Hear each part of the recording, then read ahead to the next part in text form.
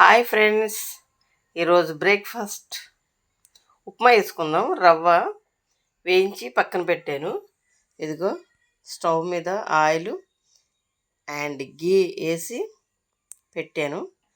ఇప్పుడు బాండ్లీ stove on చేసుకొని already రవ్వ వేయించాను కదా, దాంట్లోనే కొంచెం హీట్గానే ఉందని నూనె వేసాను. ఇప్పుడు దానికి కావాల్సిన ఇంగ్రీడియంట్స్ అన్నీ చూపిస్తా. ఇప్పుడు ఉప్మా వేయడానికి కావాల్సిన ఇంగ్రీడియంట్స్: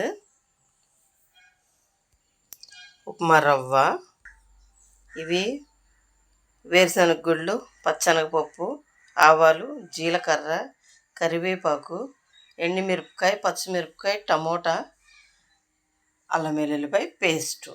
ఎందుకంటే అల్లం వెల్లుల్లిపాయ పేస్ట్ అంటే అది రెగ్యులర్గా కర్రీస్లో వాడితే మనకి బాగుంటుంది. స్టవ్ అంటించానండి, ఆయిల్ వేడవుతుంది.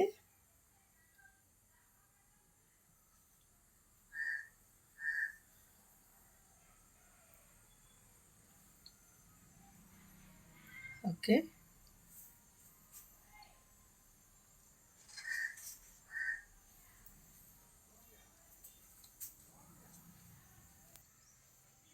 ఆయిల్ హీట్ అయింది.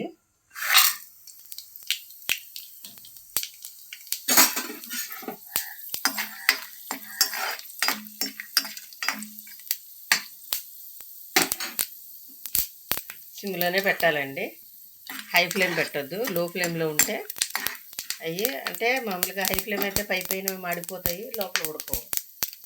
ఇప్పుడు టమోటాలు వేద్దాము.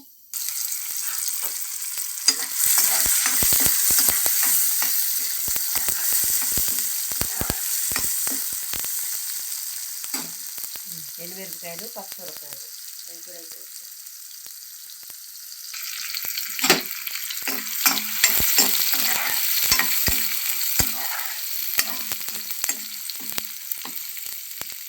కరివేపాకు కూడా వేద్దాము.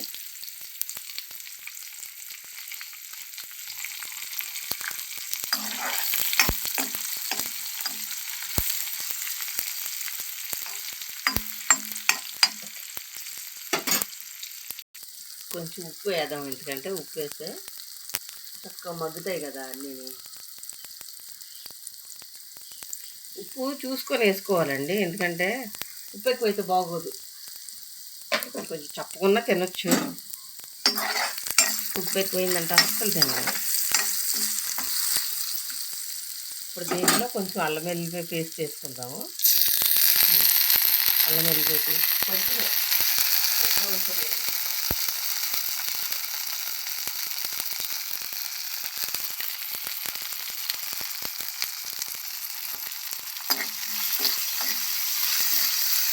కొంచెం పచ్చి స్మెల్ పోయేదాకా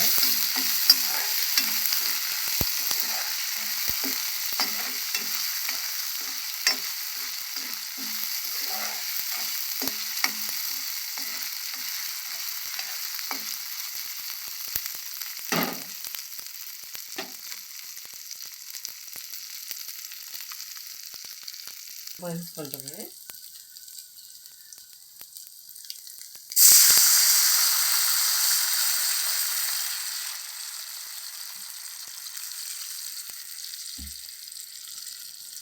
తిరగబడిన తర్వాత రవ్వ వేసుకోవటమే. ఇంకా మరుగుతుంది కదా, ఇంకా రవ్వ వేసుకోవటమే. ఇదిగో ఈ గ్లాస్ అయితే సరిపోతుంది, చిన్న గ్లాస్ ఇది. ఈ గ్లాసుడు అయితే సరిపోతుంది.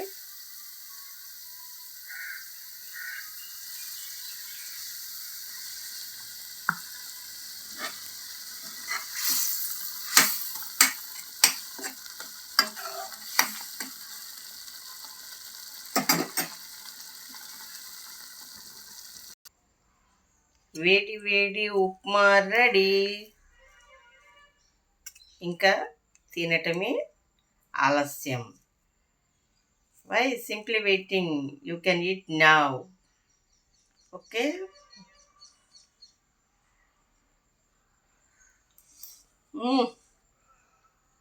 వావ్,